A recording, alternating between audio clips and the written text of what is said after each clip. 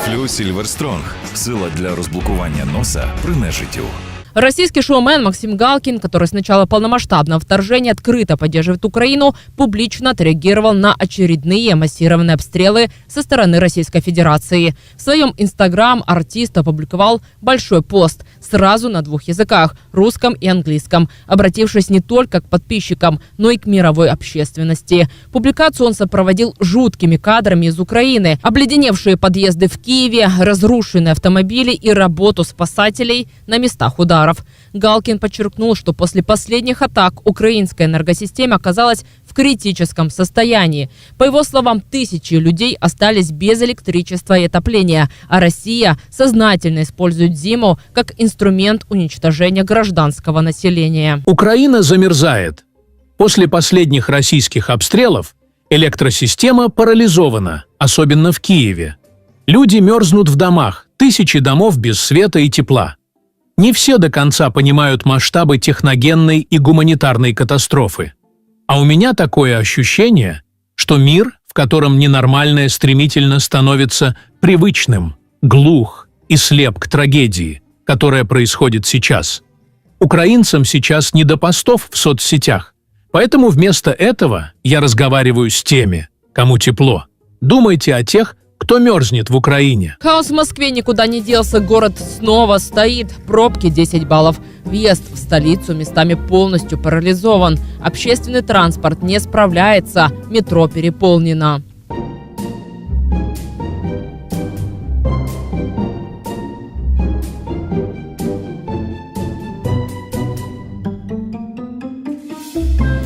Россияне психуют, бросают машины у обочины и идут пешком. В одном из районов москвичи пытались вручную вытолкать грузовик на подъем, чтобы хотя бы частично освободить проезд, потому что помощи другой нет.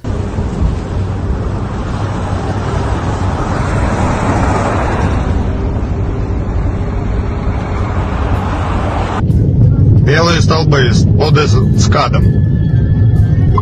Стоит все. Даже та сторона белых столбов выезд. На фоне общего коллапса резко упала скорость движения путинского кортежа. Даже для них условия стали неудобными. Город, который годами перекрывали ради показухи стабильности, больше не справляется даже с декорациями. Дороги в сторону Москвы снова превращаются в парковки. Мощный снегопад, грузовики буксуют и встают поперек полос, перекрывая движение. Белые столбы, заезд, и тот уже все, спуск вниз на белый, все стоит. Вот так вот выглядит дорога. Сейчас ехал, а Яндекс мне, я сидел, ждал целый день, не выезжал. И Яндекс мне показал, что здесь уже нет красного. И бордового тоже нет. А по факту машины стоят. А знаете, почему здесь красного или бордового нету? Потому что машины стоят и никуда не едут. Ага, круто же. Самая тяжелая ситуация на подъездах к городам, области и на выездах из Москвы. Машины часами стоят без движения.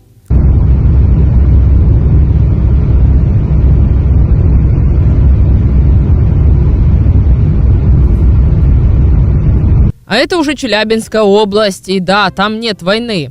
И россияне уже вторую неделю сидят без отопления. И вот дома просто буквально обрастают льдом, теряя тепло и превращаясь в ледяные глыбы. Сегодня здесь еще хуже.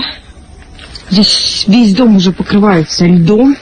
От того, что здесь ничего не сделали. Пар так и идет. Смотрите, здесь что происходит. Тут люди просто замерзают. Да некогда. Некогда отоплением заниматься. Куда важнее сейчас оставить без тепла граждан соседней страны. Вчера написали, после, видимо, совещания администрации, что дом очень сложный на восстановление. Что-то нужно делать. Да, Челябинскую область никто не бомбил. Это один из богатейших регионов России, кстати. Более 300 разведанных месторождений полезных, ископаемых и мощный промышленный комплекс. Но гнилую советскую инфраструктуру никто не ремонтирует. Все деньги региона уходят на войну. Тем временем многие россияне продолжают гадать, а почему-то в магазинах стали такие цены на продукты. Вы называете это бич-пакетом? Извинитесь, теперь это богач-пакет. Так, но с богатством мы не пошутили. Такой вот корнеплодик, да, небольшой. С чем же мы будем кушать? Наверное, с безвкусными томатами. За 400 рубасиков-то. Нормально огурцы полкэса? С каких пор у нас салат огурец-помидор стал считаться деликатесом? Об этом вообще можно забыть. Но, ребята, если вы совсем не можете без масла и очень его любите, то экономьте на чем угодно, но ни в коем случае не соглашайтесь на сомнительные жиры и масла, потому что это ваша кожа, это ваши оболочки клеток, это ваши гормоны, это ваше все. Жиры нужно выбирать правильные и полезные. Пока говорил про жиры, наткнулся на яйца. Кокушки наши любимые. Откуда ж на вас такой ценник? Я не понимаю, их что, несет курица Оксаны Самойловой или что, в конце концов? Лот номер 1. Тупо сахар с химическим вкусом. Лот номер 2. Пробиотики и группа витаминов В, которые помогают усваивать железо. Девчуля, ну сами посудите, как говорится. Девочки мои хорошие. Поплакали, покакали. Вы как там вообще живете? Еще знаю, в каком количестве вы их покупаете каждый месяц. Тут больно не из-за цикла, а из-за цены. Да, ответ простой. Что-то случилось в 2022 году, до этого что-то случилось в 2014, ну а корень проблем случился в 2000-м, когда на трон вы посадили советского чекиста, ожидая реформ, а получили ГУЛАГ под новым брендом. Вещи, которые стали безумно дорогими в 26-м году, и я отказываюсь это покупать. Фастфуд для меня это было дешево, быстро и вкусно, а сейчас это 600-700 рублей. Это уже не просто перекус, это полноценный обед по цене целой курицы. Да как вообще произошло? Как мы это допустили? Шоколад. Я считаю, что нас всех шоколадно на***ли. Не может плитка шоколада стоит 3 изумруда. Просто чуть не понимаю, я покупаю целый десерт или инвестирую в свое будущее. Сливочное масло. Сколько, простите, 500-600 рублей? Я извиняюсь, у вас там все нормально. А еще его начали упаковывать в пластиковые боксы, чтобы его не украли. Спасибо большое, я без масла могу поесть. Бич-пакеты за 180-200 рублей. Сколько? Я чуть-чуть не понимаю, это бедная еда для студентов или это какой-то люксовый пакетик? Мне становится плохо от этих цен. Мне хочется питаться воздухом и есть листья на улице. Новый год только начался, а уже ужас какой. Цены на все полезли, как на дрожжах. Хлеб, молоко, крупы. В этом году, видно, голод нам большой предстоит. Я реально плачу от цен в жизни. Ну реально вот просто. Я плачу от того, что я смотрю на цены. Я заболела, и мне пришлось купить лекарства. Вот эти 4 коробки могут выйти на 2000 рублей. Я просто... Я просто от того, что Липтон 200 рублей стоит. Это как возможно? Вот такие чипсы 170. Это такая позвоночка, Мне смешно одновременно и грустно. А вот настоящая причина блокировки в интернете. Тут заявляют, что люди не хотят быть манипулируемыми, когда у них есть знания. И любое массовое управление предполагает элемент манипуляций. Послушайте. Господа, я вам хочу сказать, что вы говорите страшные вещи вообще-то. От того, что вы говорите, мне становится страшно. Почему? Вы предлагаете передать власть фактически в руки населения. Если каждый человек сможет участвовать напрямую в управлении, что же мы науправляем? Как только все люди поймут основу своего «я» и самоидентифицируются, управлять, то есть манипулировать ими будет чрезвычайно тяжело. Люди не хотят быть манипулируемы, когда они имеют знания.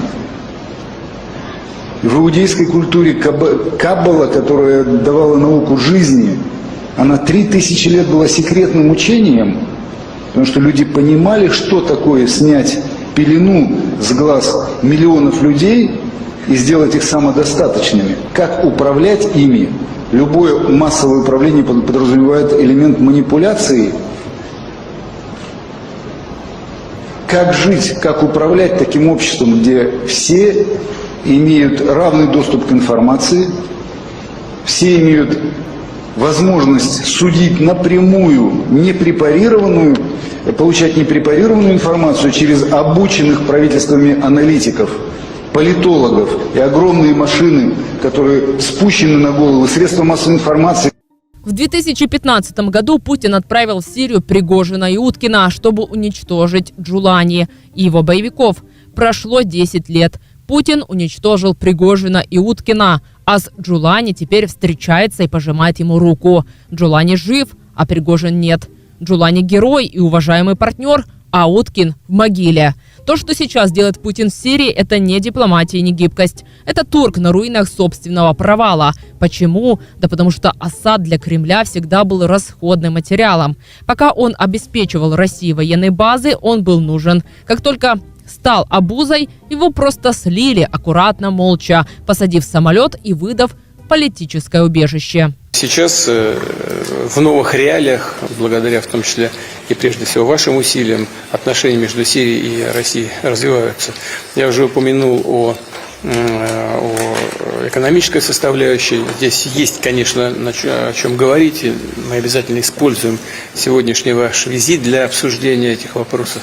Так что у нас намечены хорошие мероприятия в этом смысле и по линии промышленности, по линии гуманитарных ведомств. Это и спорт, медицина, строительство. Знаю, что очень многое нужно будет восстанавливать в Сирии. И наши эконом-операторы, в том числе строительного сектора, готовы к этой совместной работе. Вся эта история крутится вокруг двух точек на карте – Хмеймим и Тартус. Авиабаза и морская база. Все. Это единственное, что по-настоящему волнует Кремль. И единственные опорные пункты России за пределами бывшего СССР.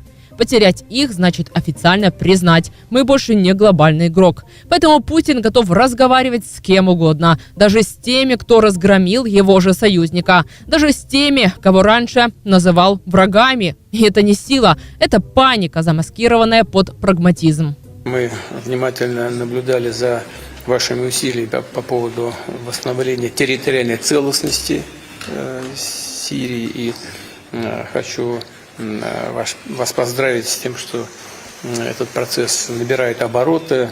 Мы всегда выступали за восстановление территориальной целостности Сирии. Вы знаете об этом. И мы поддерживаем в этом направлении все ваши усилия. Надеюсь, что интеграция с Ефратия – это, безусловно, важнейший шаг в этом направлении. И он будет способствовать восстановлению территориальной целостности Сирии в целом. Факт, о котором стараются не говорить вслух. Россия не стала защищать Асада, потому что не могла. Все ресурсы, вся кровь, вся техника сейчас в Украине. Сирия превратилась во второстепенный фронт, который просто не вытянуть. А теперь Кремль делает вид, что это был такой хитрый план, что все под контролем, что мы просто договариваемся. Но когда ты договариваешься с теми, кто тебя вытеснил, это не стратегия. Это переформатирование поражения. Мы видим не великую геополитику, а аварийный режим умирающей империи, которая хватается за последние флаги, последние базы и последние рычаги влияния. Путин ведет себя так не потому, что он хитрый стратег, а потому что выбора больше нет. Рабочим визитом Российской Федерации находится президент Сирии Шара. Активно развиваются взаимоотношения с Сирийской Арабской Республикой после смены руководства. На повестке дня много вопросов, связанных с двусторонним взаимодействием, прежде всего в экономической сфере. И также обмен мнениями по ситуации в регионе, тем более, что есть о чем поговорить. Тему Асада мы никак не комментируем. Что касается вопросов дислокации наших вооруженных сил на территории Сирийской Арабской Республики, это прерогатива Министерства обороны, и мы рекомендуем обращаться туда. Хотя не сомневаюсь, что все темы, связанные с пребыванием наших военных в Сирии, также будут затронуты сегодня на переговорах. Тем временем ученые перевели так называемые часы судного дня еще на 4 секунды вперед. И теперь в 2026 году они показывают самый высокий уровень ядерной опасности за всю историю своего существования. Это самый критический показатель в истории этого проекта. По мнению Совета по науке и безопасности Bulletin of the Atomic Scientists, человечество не добилось достаточного прогресса в снижении экзистенциальных рисков, которые угрожают нам всем. Поэтому мы переводим стрелки часов вперед. Часы судного дня — это инструмент, который показывает, насколько близко мы подошли к уничтожению мира с помощью технологий, созданных нами самими. Риски, связанные с ядерным оружием, изменением климата и разрушительными технологиями, продолжают расти. Каждая секунда имеет значение, и у нас заканчивается время. Это тяжелая правда, но такова наша реальность. Сейчас до полуночи 85 секунд. Это самое близкое расстояние к полуночи за всю историю существования часов судного дня. Для сравнения, в 2025 году стрелки были установлены на отметке 89 секунд. В 2023 и 2024 годах на 90 секунд. В то же время в 2022 году из-за российского вторжения в Украину стрелки сдвинулись на 10 секунд ближе к катастрофе. Перед началом войны они долгое время оставались неподвижными. Время до полуночи на часах символизирует потенциальную близость человечества к самоуничтожению из-за созданных угроз ядерного оружия, влияния на климат и новейших технологий. К сожалению, прогресс в решении этих проблем остается недостаточным. Друзья, обязательно напишите свое мнение по поводу всех этих новостей.